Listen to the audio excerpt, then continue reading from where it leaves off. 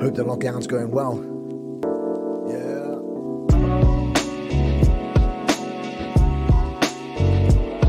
Let's go.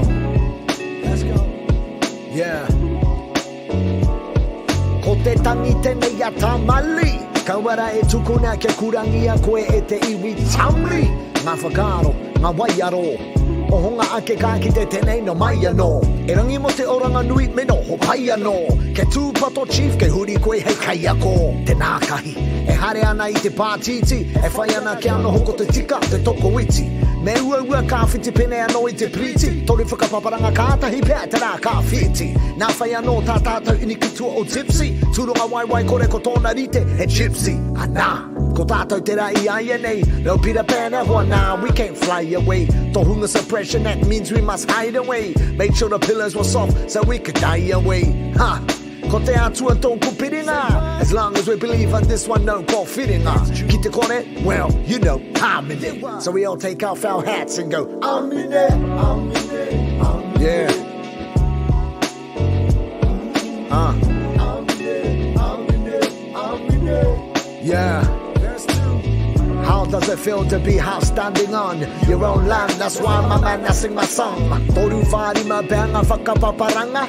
Disconnected, that's the makutu we under oppression. I ain't trying to bring us down, it's just something I don't hear much in this generation. E pene me te hip-hop, mo tēnei reanga, must be scared ana, hence why I'm here to raise the bar. I'm a modern day Mori, more real than most. But whakaiti be fucking with my need to boast. This man I'm too haki te be getting old, cause they mining our data and selling to our soul. Me pehera, they ki te anga mahi tōtika, especially when our screen time's up in them figures. Gana te Maori, hope they whakaoho mai, but if they don't, at least I know that you will punky mai.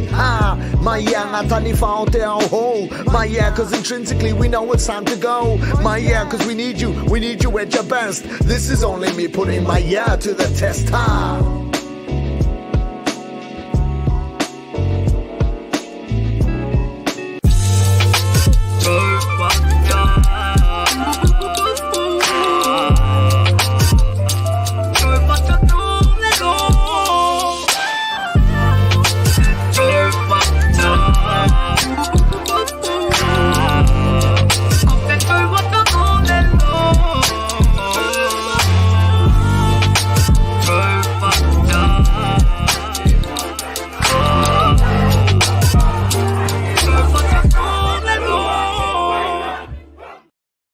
Tauha whakatau ko te rangi e tū nei, ka tauha whakatau ko te papa e takoto nei, ka tauha whakatau ko te taumata kōrero ngā mātua.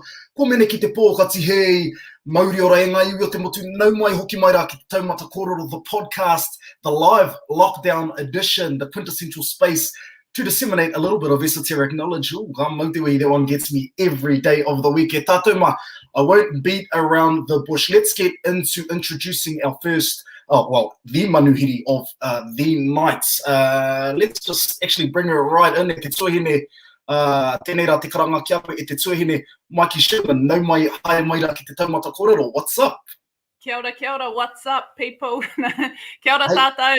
E mihi ana kia koe rā nera tēnā koe I tō pōhiri mai iau ki te whaiwahi atu ki tēnei o podcast. O tira tēnā koutou katoa I te iwi e whakarongo mai nā e mātakitaki mai ana. Hei, no reira noho te katoa o te aroa ki te whakarongo, ki te whakatau a Jacinda Ardern, te taki o te whakaraka te ahiahi nei, as we all heard the announcement by the Prime Minister Jacinda Ardern at about 4 o'clock. What's your initial reaction? Lockdown extended till Friday the 27th, 11:59? Yeah, I think it was probably inevitable. I think a lot of people would have expected an extension to the lockdown. What we heard, from the experts is that we'll know what the spread of COVID-19 truly looks like once we hit that peak in the middle of this week. So it's good to wait until we see just how far and how wide this new Delta variant has spread before we decide whether or not to start moving down into level 3. Of course, extended even further for Auckland. We know that, that's the biggest city to be hit by the latest case numbers. So no surprises there. We'll probably have Auckland in lockdown for quite some time to come. Nā, ko koe tētahi o ngā tino kanohi e kite ana I roto I te whare pāremata e whaiwhai haere ana I ngā kōrero porotiki, ngā kōrero torangapu o te wāne. Talk to me about that journey. I want to start getting into that journey, how you ended up as being one of the most recognizable faces, Maori faces, at least in the parliament.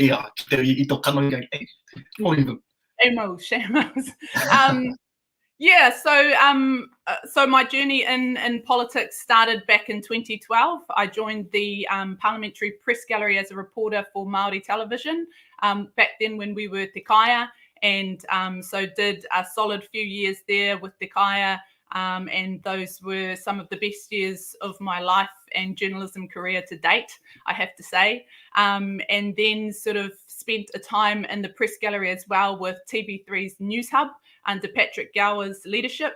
And then now back in the press gallery, I think I came back just after the 2017 election for One News. So I've been in the press gallery now with all of the three major television broadcasters.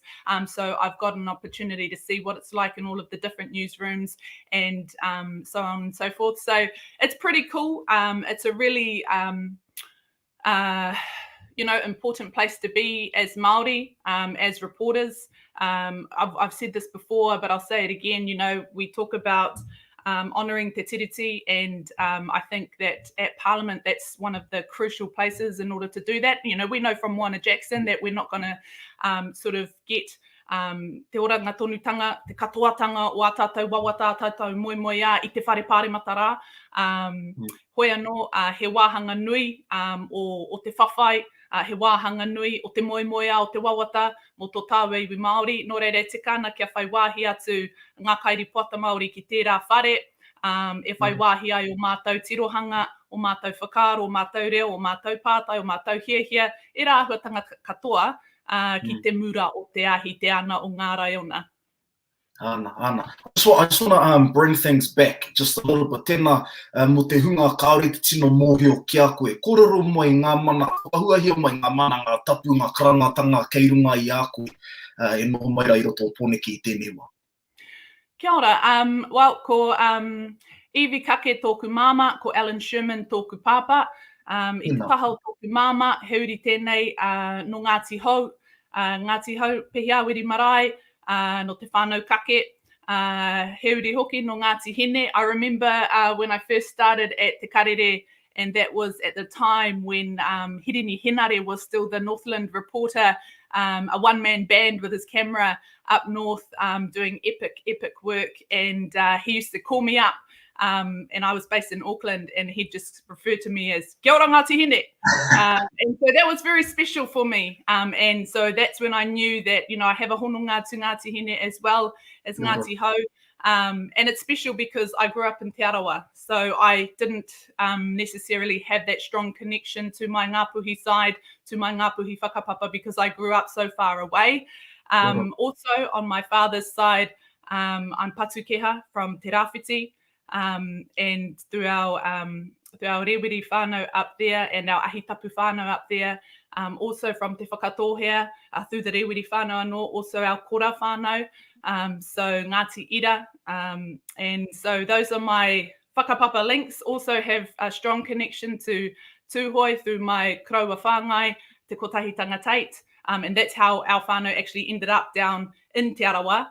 So having strong links to Tūhoi and Te Arawa as well. So really lucky in that sense that, I poipoia hau I roto i te iwi o Te Arawa, me taku harikoa nui ki te rāhuatanga. Nōku te whiwhi, nōku te waimarie. I whai wāhi atu ki ngā rekereke o ngā pakeke o te rā iwi, ki te taha oku hoa o te Kura Kaupapa Māori o Ruamatā. O te kautu anō hoki, nā te mea he Kura Kaupapa e haere tahi ana maua me ki, mātou ko te Kura Kaupapa Māori o Ruamatā me te Kura Kaupapa o te kautu no reire tikana ki a mihi ki oku hoa o te rātu kura anō hoki. Talk to me about that, because that strikes me as quite an interesting journey to have on from Kura Kaupapa Māori and Rotorua to becoming the chair of the Parliamentary Press Gallery. That is quite a journey, and that is not one that tends to be traversed by many. How's that been for you? Yeah, and I think honestly, I just came back from, and I'm really glad that I made the journey. But last weekend, before all of this lockdown business, I drove back with my partner Anaru and our 5 tamariki. We hopped in the van. We woke up at 7 a.m. last Saturday morning, and we thought we got to go to Dr. Cathy Dew's 70th birthday in Rotorua. And, you know, that's kaupapa stuff, that's wairua stuff, that is aroha stuff, hapori whānau. You know, you feel the urge. It's a long drive back. I'd had, you know, 2 big weeks at work, where the weekend previously I was up in Auckland covering the National Party AGM, and so I was quite tired. But I woke up that Saturday and I thought, I need to be there, because this woman has been such an instrumental and huge influence, instrumental part in my life, and a huge influence in my life. And because she was the tumuaki, and still is, of our kura, te Kura Kaupapa Māori o Ruamata. And I think she's been a pioneer, a trailblazer for wahine Māori across the motu, not only with, you know, the Te Reo Māori language petition, which we heard so much about on the evening of her birthday celebrations, but also setting up kaupapa like Te Ātārangi, like te Kura Kaupapa Māori, o Ruamata, but also supporting other kura across the country. Also, you know, challenging the Te Arawa Aiwi Committee to be the first wahine on the board, and being challenged in doing so. So, you know, we had strong influences growing up. We had Eru Pōtaka Jews, we had Hiko Te Rangi Hōhepa, Ani White, we had so many. And then we also had our kaiako and our own parents. You know, my own parents, my mum and dad, when they decided to send us to Kura Kaupapa Māori in Kohanga Reo, you know, there was a little bit of criticism and questions from whānau members, as I'm sure in that day and age, you know, during that generation, you know, that was the kind of feeling and the questioning as to whether or not that was the right path to send your children on, was the, you know, total immersion, te reo Māori schooling pathway. And so, you know, those types of strong influences, you know, it was inevitable that, and it still is for all of our tamariki who go through kohanga reo, who go through kura kaupapa, it's inevitable that you will be a strong, successful leader for your people, and that doesn't necessarily look like a lawyer or a political reporter on One News. It could be in the freezing works. It could be, you know, a hunter gatherer. Anything like that. It's just being a good provider for your whānau and a good leader for your community, and that is really what kohanga reo and kura kaupapa is all about, and that's why we love it, and that's why the government needs to, you know, support us in what we're doing in those fields. And so I really think that, you know, it's about the foundation that I've come from, and just carrying on that legacy, that work, those hopes, those dreams, those aspirations that were sort of instilled in us as young kids, and now that we're adults, we're trying to just put that into action. Let's carry on with the continuation of the work of some of those names, some very well-respected pou o te ao Māori, ko whakahuahua mai rā e koe. What does that look like? You know, and it was in my plug on Facebook, and I said, you know, nearly every 99% of Māori households in New Zealand cheered when Maiki got called out by Jacinda Ardern first, as opposed to Tova O'Brien. You know, e rā mea katoa, ka rongo i waku tangata i waora e huro ana i te rongohanga o tētahi ingoa Māori e whakahuahia ana i tō tātou premier. Actually, that's a point of kōrero for us. Talk to me about that name, Maiki. Where does that name Maiki come from? Well, the name Maiki comes from the hill upon which Honeheke chopped down the British flagpole 3 or 4 times in Russell, Kororareka. And so, you know, I've been chopping down the system for quite some time, so it was only natural that I'd end up, you know, sort of hassling politicians on the daily. But no, in all seriousness, you know, those 1 p.m. press conferences, they're hugely important for a lot of people across the country. You know, everyone's a little bit anxious at this time, and rightly so. Everyone is definitely pulling together, but people want to know the latest case numbers. They want to know, you know, where those locations of interest are. They want to know how long the lockdown will go for. And so we are sort of, you know, having to try and question and disseminate all of that information, download all of that information and give it to the public. I know that there's been some criticism of, reporters, and especially in the press gallery in those 1 o'clock press conferences. I would defend, of course I would. I mean, I would defend the reporters and the questions that we ask. Yes, sometimes I myself kind of, give a raised eyebrow when some of my mates ask them questions, but actually on the whole, like, the questions are absolutely legit.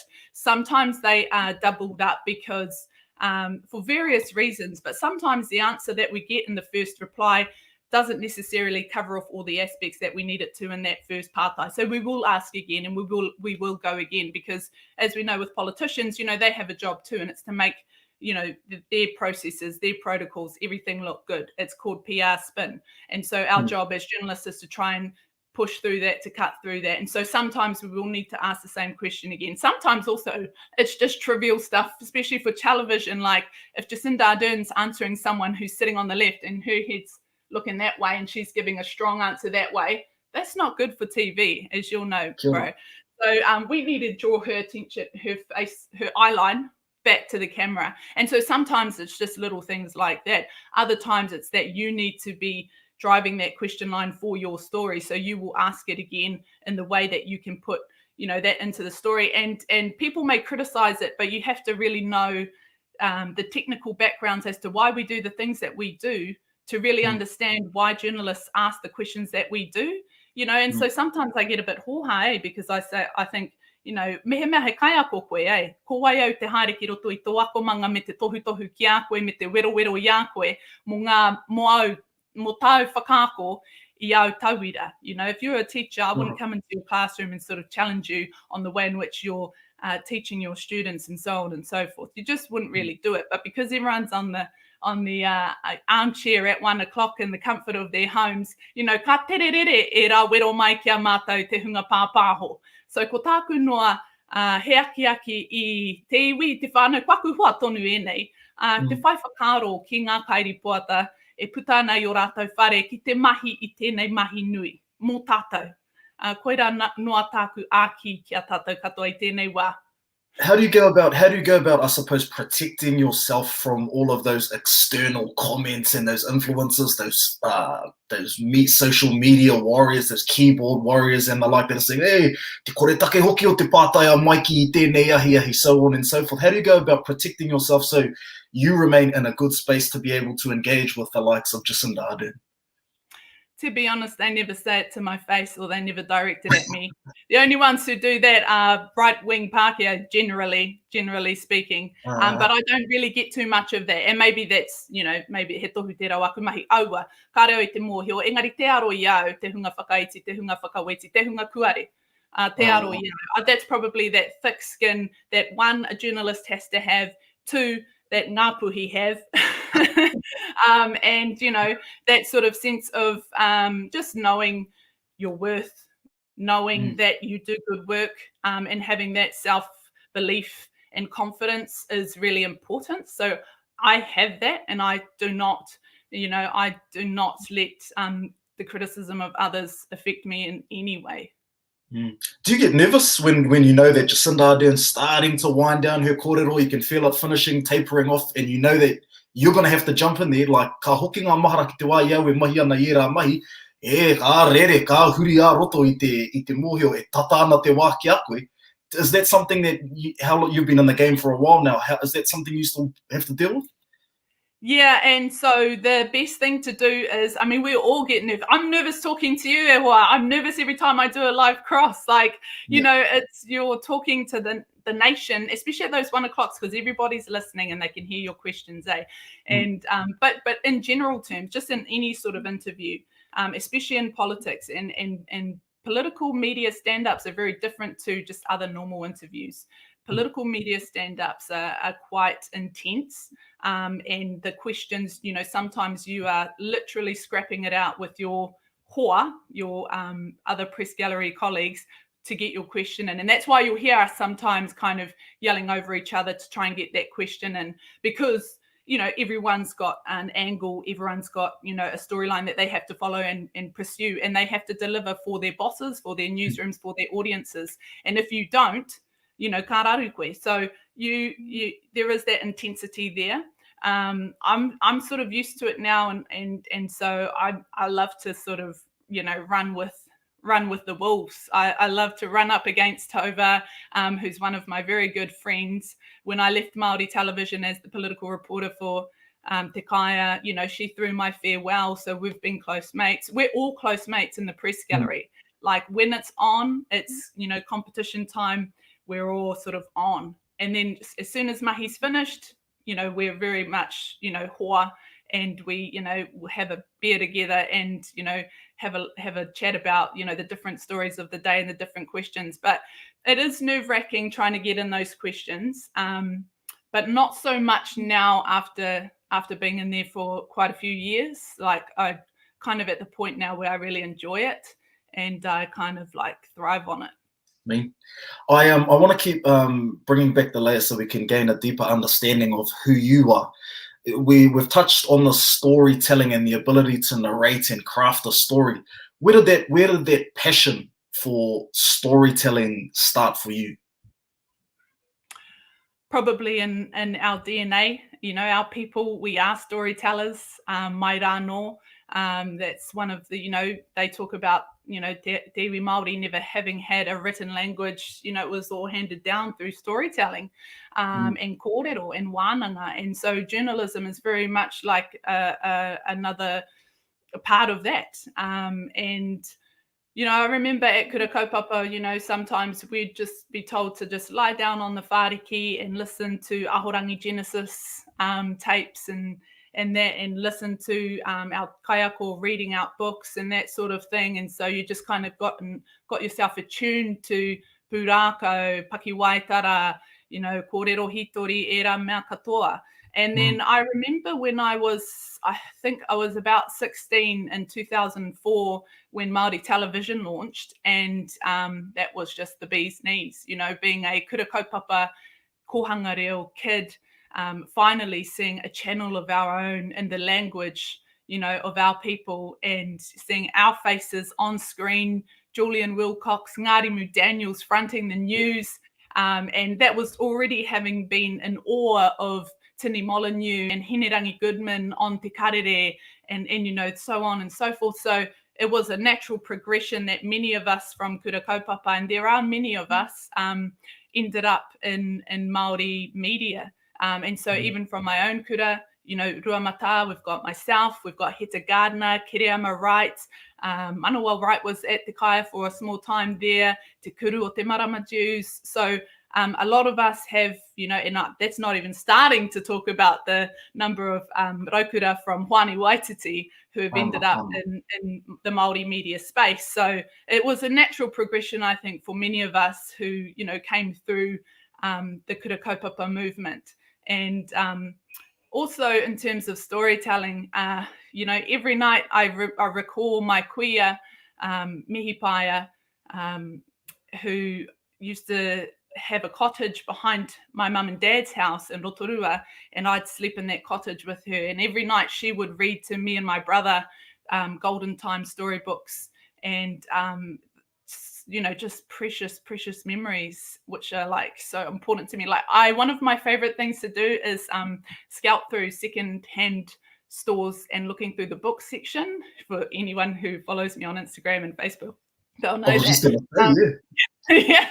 So I look for old books, but really I'm looking for these particular Golden Time storybooks or that my nan used to read me, because man, they were so special. So like that storytelling and stuff has just been sort of a part of my life throughout.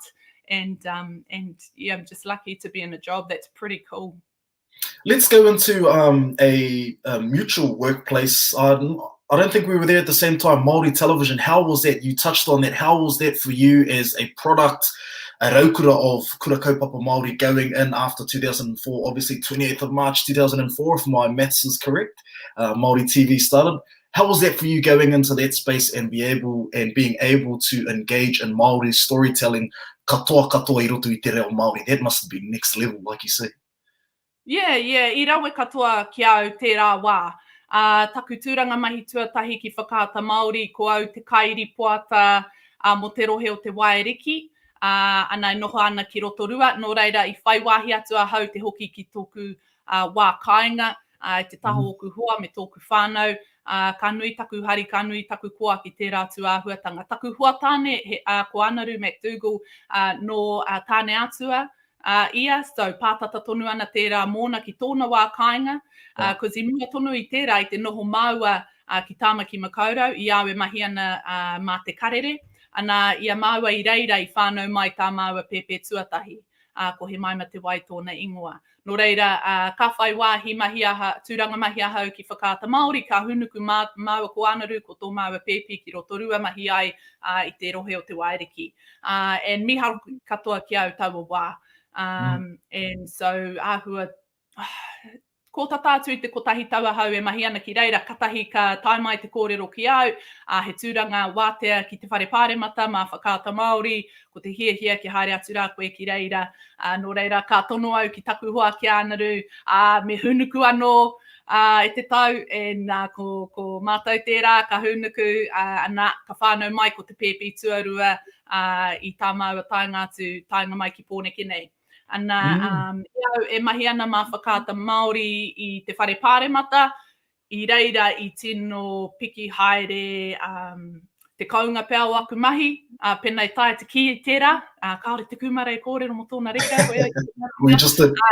Yeah, so it was really when I got to Parliament that I really started to cut my teeth in Māori journalism, and that was the time of the National Party being in governance under John Key, you know, the golden Key era, some might say, but actually it was a very, it was a tough time for many of our whānau in the social development area. You know, we had Paula Bennett pushing through huge change in that portfolio. And so, you know, we covered that extensively as well. And also we had the Māori Party down here, which was tricky to navigate actually as a young Māori reporter, you know, and they were quite, they were in the early years of their confidence and supply agreement with National, and they came under huge scrutiny, obviously, for that. We saw, you know, the separation of Hone Harawira from that. So covering that as a Māori journalist and sort of going hard with it,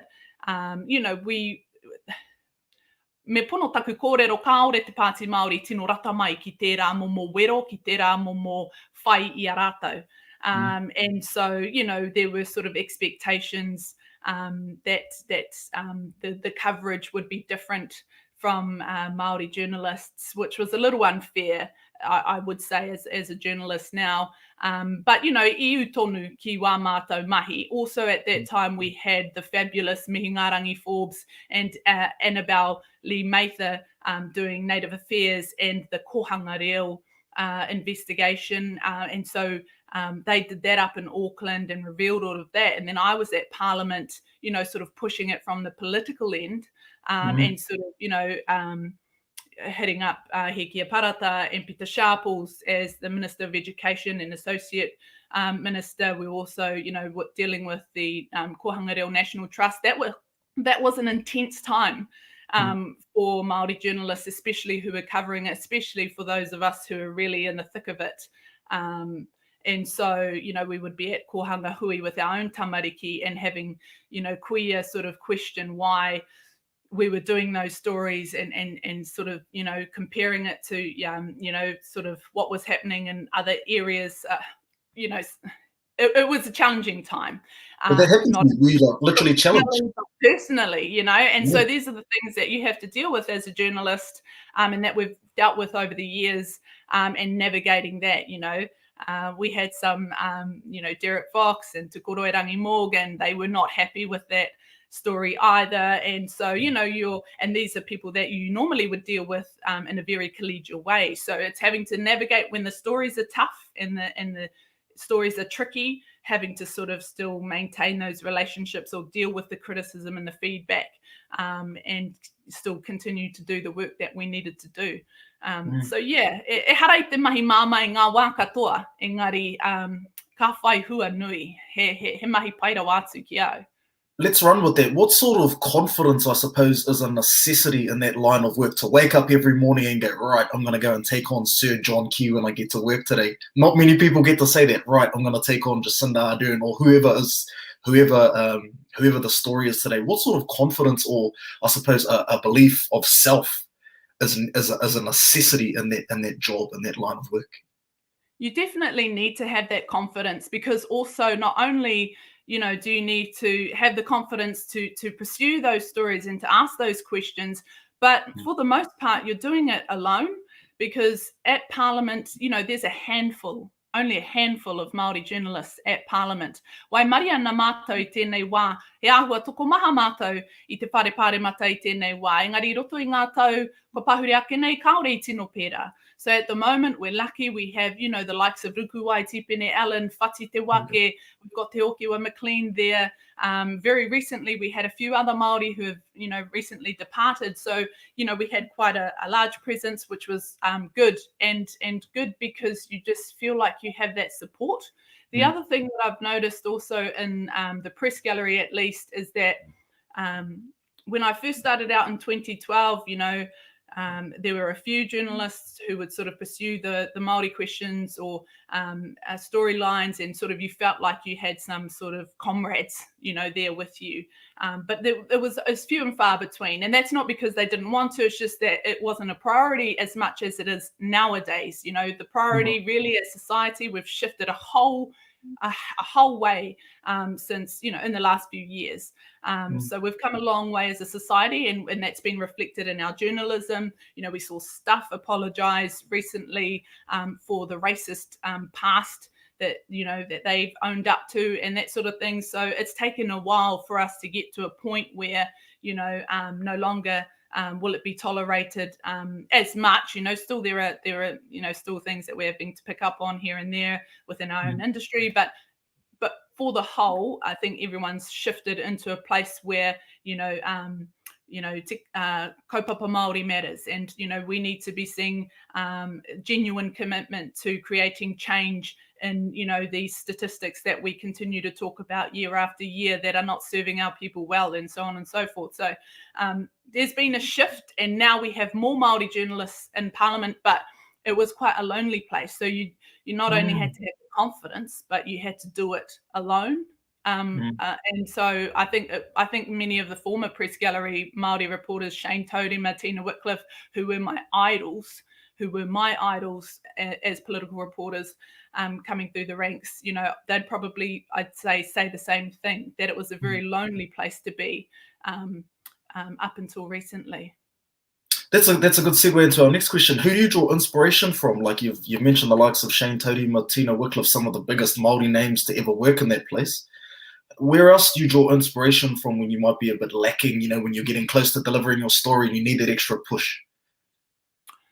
Oh, I just talk to my tane as well. Anaru, come home and sort of feeling low, just talk to your hoa, and they have to listen to you vent and say all of the things and get all of the things out, and then he'll always say, e pai ana, you got it, you're all good, and kind of reassure me, and has sort of been that rock for me throughout the years, to be honest. And otherwise, it's just I really do believe that the foundation that was laid at Kura just sets you up for life. And I'm so happy to have my tamariki go through Kohanga Reo and go through Kura Kaupapa Māori. And I'm so happy to see a lot more parents choosing that pathway for their tamariki. It's never too late. That would be my encouragement to anyone who's listening, whose tamariki are not in Kohanga Reo or Kura Kaupapa. You won't regret it. Like it's, it's the foundation for, a solid core of who you are. And so I just sort of, that's where I draw my strength from all the time. It's just from the Cathy Dews of the world and the Evie Kahukiwas of the world, my mum. And so, also big shout out to my in-laws. My mother and father-in-law have been a huge support for me and Anadu during our time here in Wellington, because we don't have many whānau here in Wellington. So my mother-in-law, Hope Hughes, and my father-in-law, Len McDougall, they moved here from Taumata to Wellington to help with us, with our babies, when I came here to work for Māori television, and then News Hub, and now TV1. So we came down here, we had one baby and pregnant with the second, now we've got 5. So I couldn't do it without the support of the village. You know what they say, you know, it takes a village to raise your whānau. Certainly does. I'm really lucky that I've had that support in order to sort of advance in my career. I just want to keep our discussion and our kōrero moving. I want to throw something at you, and it seems that the advent of social media has led to the rise of conspiracy theories. What's your take? Your job, in my eyes, is to present accurate, factual information. Every night at 6 o'clock, I know whatever Maiki's saying down the barrel of the camera, it's going to be relatively accurate and relatively factual. Ne? No te taonga mai o tēnei mea. Not relatively. Relatively. Absolutely. Engari, no te taonga mai o tēnei mea te Instagram, me te social media, e rā ahua tanga katoa, anyone can be a Māori journalist with the power of, you know, and then gives rise to this tenda te conspiracy theory. What's your take on it? Yeah, well, ka aroha ki a tātou whānau e whakapono ana ki ngā tangata kōrero teka. Hoi anō e haratera I te whakaiti I aku hoa, aku whanaunga, taku whānau, e whakaro ana mā rātou anō tā rātou ara, e kōwhiri, e tohu, e aharane, e hikoi. So it's a little bit of a challenging one. Personally, I mean, professionally, I don't really have to deal with any of that because, you know, there are clear boundaries, and so there are clear boundaries in terms of who we interview, and if we do interview them, you know, what we allow to go to air. We're not going to allow pure things that we know are nonsense go to air, and so on and so forth. We think about the way in which we cover protests at Parliament that challenge the vaccine, and all of those things. Those are all well thought out, and you know, we get direction from our rangatira. Where it's a bit tricky, I guess, for all of us as whānau is, you know, how to deal with and engage with other people in our community, our own whānau, who may be thinking along those lines of who aren't really sort of following all of the public health advice, or, you know, all of the recommendations from the likes of Dr. Ashley Bloomfield. And for me, like, ka kore rawa au e whakaiti e whakaparahako rānei ia wai ake rānei. Like I'm mindful that, you know, people have their certain beliefs and their certain thoughts, and everybody should be able to make their own choice. It needs to be an informed one, and I'm happy to talk to. And if any of my whānau are sitting around the coffee table and they're talking about they're questioning things that I know probably aren't, you know, valid, and then I'm happy to have that conversation with them. But others are adults, others are, you know, leaders within our own iwi, within our own, you know, and I think we know a few of them. And, you know, ko ai au ki te kare au I te whakaiti, te whakahawe rānei tētahi atu. Mā ia tangata no tōna whakatau. Engari ko te aki noiho, kia kaha te rangahau, kia kaha te pānui I ngā kōrero katoa. Kaua e pānui noiho I ngā, e whakarongo noiho rānei ki ngā kōrero runga pukamata. You know, haere ki te rangahau I e tahiri puata, haere ki te pānui I ngā kōrero, tākuta Ashley Bloomfield, me e rātua ngā mātanga. Just do your homework, whānau. But at the end of the day, you know, kei ia tangata tōna ke whakatau. Kāre au te tino pirangi whakaiti I te tahi atu. Would you say you're a bit of a geek? I'm a geek, but I'm also like a cool gangster gal, yeah, like I always, you know, I think my, you know, Kireama and Heta and them will always say Mike used to finish her work in class, or, you know, the first one to finish all of her work in class and all of that sort of thing, and kind of like a, you know, I was the top scholar at school, but I was also, you know, the year prior to being a New Zealand top scholar, Te Reo Rangatira level 3, I was also at mainstream getting put on daily report in my first term. So, you know, there's a balance to these things. So yeah, I mean, in my office at One News, everyone knows if there's like an RMA report or something, some huge fat report, they're like, yeah, Maiki, she loves reading reports. And like, that's true. Like, especially Waitangi Tribunal decisions, because actually they give the report out the night before, which is like so amazing. You hardly ever get reports sent to you under embargo the night before, but you do that and you can read that puppy all night. And I love that. So like, yes, I am a geek, but I'm also like, also not. Yeah. The only reason I ask is because of that. I think it's important to acknowledge the fact that you're in quite a privileged position when you talk about like Waitangi Tribunal reports being given to you under embargo. Like, you are given the cold, hard facts before anybody in the country, and that is a really privileged position to be in.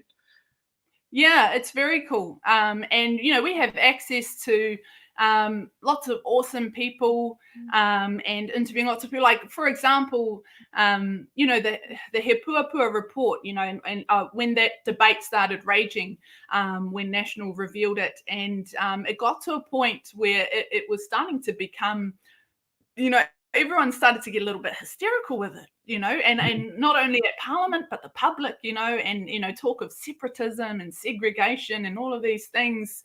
And I thought, man, we need a mature perspective on this. You know, this is starting to get blown way out of proportion. And so I was like, all right, we need to, you know, have someone, first we need a Pākehā, because I knew the majority of the criticism was coming from non-Māori, and anyone who had that perspective would not listen to anything that a Māori had to say, because they'll say, you know, oh, you're just saying that because, you know, he Māori koe and it would benefit you. So I knew I had to find a Pākehā. Also had to find someone with standing that any critics couldn't easily just sort of bat their perspective and their point of view away. So I was like, all right, former Prime Minister. And so I called up Sir Geoffrey Palmer, and because I dealt with him quite a bit during Operation Burnham, the Operation Burnham inquiry, and he agreed that we needed a mature debate and that things were getting out of control and that it wasn't anything to be feared, and so on and so forth. But he didn't want to do an interview for his own reasons. So the next person that I called up was Jim Bolger, former National Party Prime Minister, and you know, I spoke to him, and he agreed to do an interview. Which is not an easy feat either. Like, you know, you can't just ring up a former prime minister and they're going to bang give you an interview. But luckily, like, he's, you know, very much involved in the Māori space, especially with Tūhoi. And so I kind of already had a rapport there. And so he agreed, and I could go out to his house, and he provided a mature perspective on what was fast becoming a very divisive issue. And he, you know, criticised both Labour and National. He criticised Labour, saying, look, they shouldn't have withheld that report for so long. New Zealanders deserve to see and hear it and have a mature debate led on that issue, which, you know, it's kind te kōrero. And then on the other hand, he said, but National, you know, using words like separatism and segregation is not helpful. And also, you know, more co-governance with Māori is nothing to be feared. And he himself sort of spoke about the fact that he's on the Tūhoi governance board over Te Urewera, and how actually on that governance board, Tūhoi are the majority. And I said to him, you know, and how's that going? He said, oh, it's working brilliantly. Yeah. And so how can you, you know, sort of, it's so that those are the types of things that you are able to access or organize to sort of give to the public so that they have that informed perspective. And that's the beauty of journalism, is being able to, you know, when we're dealing with an issue that is so divisive for our people, but also for the entire country, that you're able to think of ways in which you can help sort of guide that conversation, that national conversation, along to a place, you know, a reasonable, mature place, instead of, you know, the sort of race baiting, click baiting, all of that sort of thing. So that's what I try to bring to the work that I do. And it's because now that I'm working in the mainstream newsrooms, I don't get to cover Māori issues as much as I did working for a Māori newsroom organisation.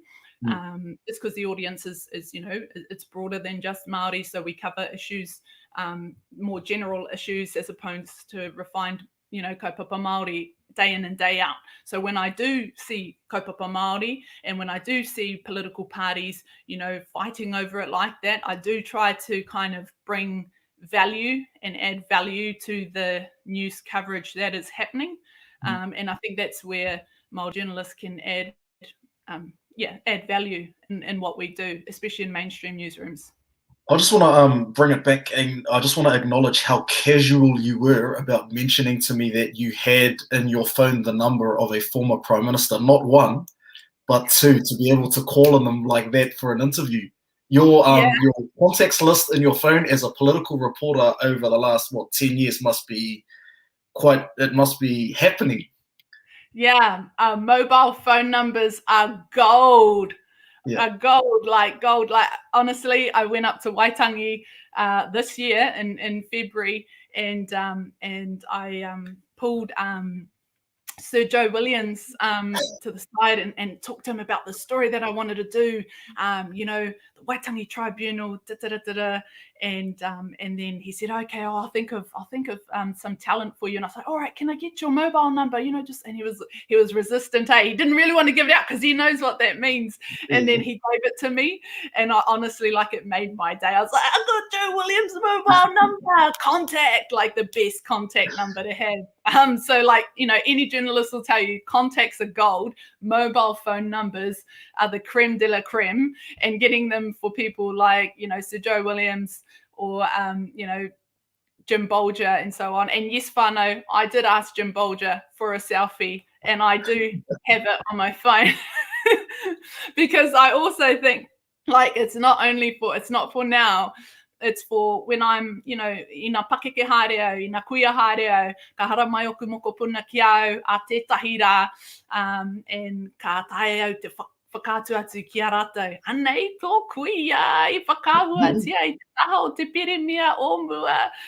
So I've interviewed so many people over the years, and I hadn't really thought to take photographs with them until recently. And so I always think back to, Dr. Ranginui Walker, who I used to interview quite a lot, te rā tohunga o tātou.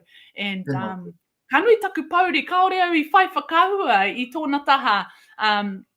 And it's important because, this is the mahi that we're doing, the life that we're living. And so to be able to show your mokupuna those photographs and, share your experiences as a journalist once upon a time and show them pikitia is, significant. So I'm trying to get better at doing that.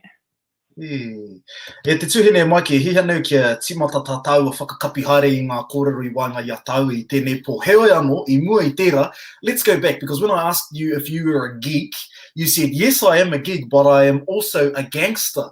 Now, what I want to get into, those were your words, I am also a gangster. What I want to get into, what a lot of people don't know, is that you are a connoisseur of rap, gangster music. He pēhea ane te pono o tērā kōrero. Oh, tōna pono nei. I should be so lucky to be a connoisseur. But I tell you what, one of the coolest things when I started working in Parliament, one of the coolest things is a kid who sort of grew up thinking, and thinking that she was a little West Sider, Crips, whatever, walking around Parliament with your headphones on, listening to straight gangster rap. Ain't nothing beat it. Ain't nothing better, honestly. I just listening. If I'm trying to get in the zone before a big interview, I'll just chuck my headphones on in my office, jam it up, and then be like, all right, let's go. And then go up to the bridge and bang, hit it. When we were, kai akui.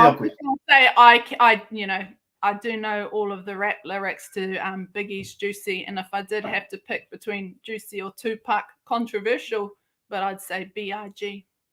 That's what it was actually going to be my next question. Tupac or Biggie, that is the biggest question you have to ask any rap connoisseur, but you've answered it for me. Notoriously, you're obviously controversial question, man, but that's where I'm at.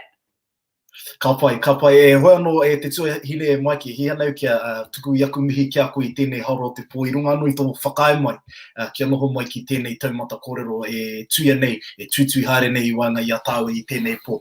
E tātou mā kua eke ki te rima te kau miniti, no reira koe nei te wā e tika ana kia whakakapi ngā kōrero, I konei mō tēnei wā, he wā tōna, ka hoki mai ki te wiwi anō I a Maiki, kia kite kia rongo ake anō I ngā mahi e whai nei ia I roto I te whare pāre ma te tuhine Maiki. Where can we get you on socials? Where can we follow your journey? Follow me for all of my professional tweets in terms of stories and political issues. You jump on Twitter. That's where all the politicos are on. Not sure how, it's entertaining sometimes, whānau, but have a jack. Anyway, I'm at Maiki Sherman. My Instagram and Facebook are quite private. I'm not sure if I should open that up or not. No, well, you can try your luck. You can Google search her on Instagram and try your luck. And if she lets you in while you're in, if you're not, well, aroha mai, ka aroha ke hoki. Whānau, that's us. That's us. E tātou you can get us at Taumata Kōrero. You can also find us Facebook, Instagram, Spotify, Apple iTunes, iHeartRadio, anywhere you get your podcasts. You know what it is. Kia hoki anō rā kia rā kupu rongo nui rā wātu e tātou mā. Long live the wānanga. It is myself and Maiki signing out for tonight. Pō Māori. We'll see you fellas tomorrow.